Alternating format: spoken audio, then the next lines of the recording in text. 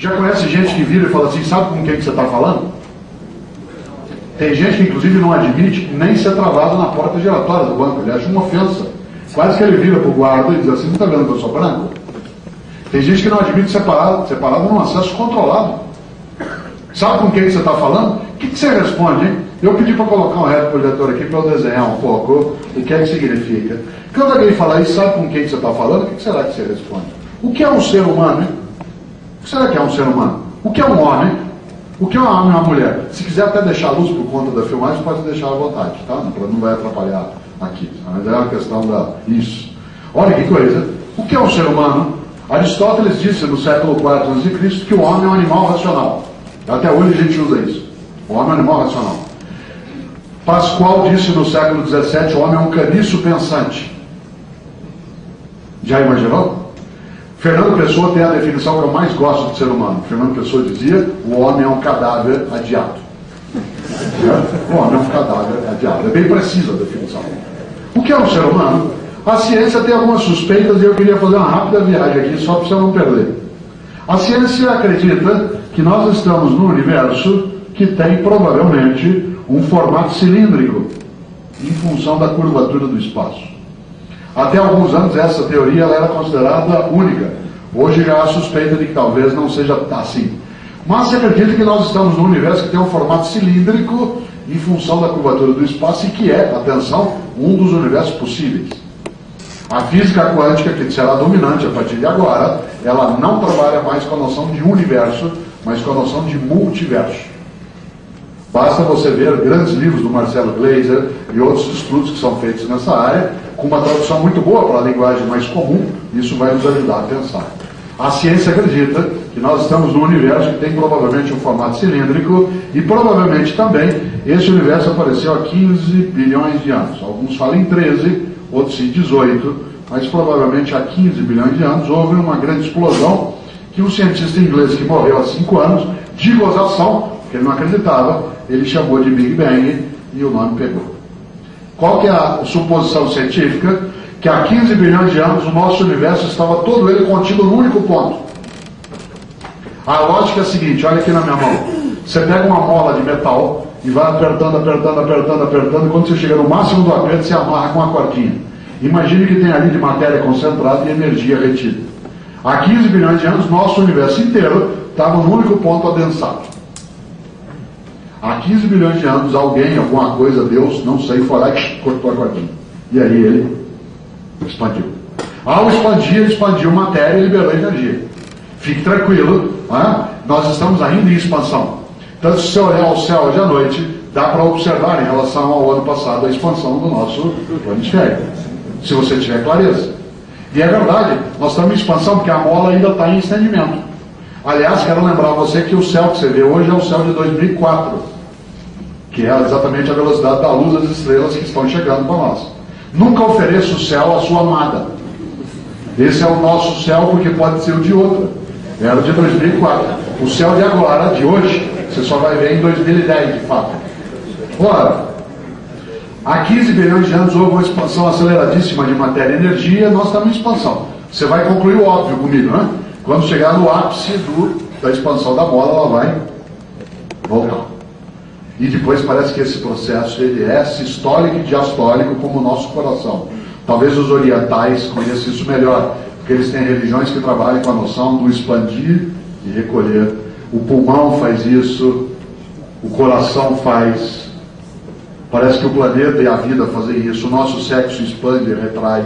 Parece que tem um segredo na vida no sistólico e diastólico. Não sei.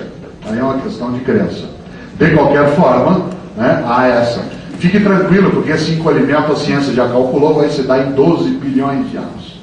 Até lá você já está aposentado pelas novas regras. Por isso que eu fiz o meu PGBL no banco, exatamente para poder me garantir.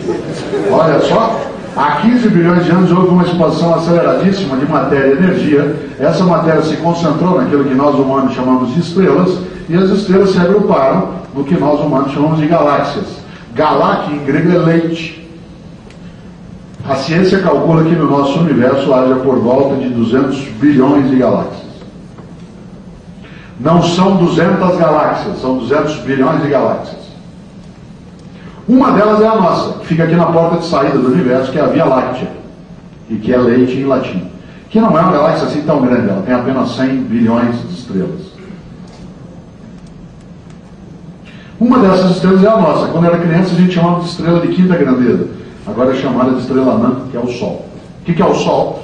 O Sol é uma estrelinha, entre outras 100 bilhões de estrelas, compõe uma única galáxia, entre outras 200 bilhões de galáxias, num dos universos possíveis e que vai desaparecer. Em volta dessa estrelinha giram massas planetárias sem luz própria, 9 para ser mais exato, talvez 8. A terceira delas, a partir do Sol, é a Terra. O que é a Terra? A Terra é um planetinha que gira em torno de uma estrelinha, que é uma, entre outras, 100 bilhões de estrelas, compondo uma única galáxia, entre outros 200 bilhões de galáxias, num dos universos possíveis e que vai desaparecer. Veja como nós somos importantes. Tem gente que acha que Deus fez tudo isso só para nós existirmos aqui. Esse que é um Deus inteligente.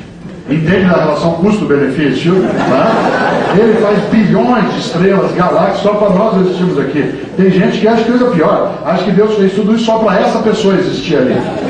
Com o dinheiro que ela carrega, com o sotaque que ela usa, com a religião que ela pratica, com o cargo que ela tem dentro do banco ou na universidade, com a cor da pele que ela tem. Já imaginou? A ciência sabe desse nosso planeta tem uma coisa chamada vida. É engraçado que tem gente que acha que só tem vida aqui, porque isso aqui é tão pequeno, né?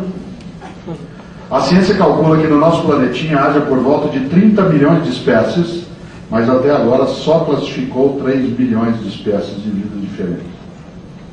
Uma delas é a nossa, Homo sapiens.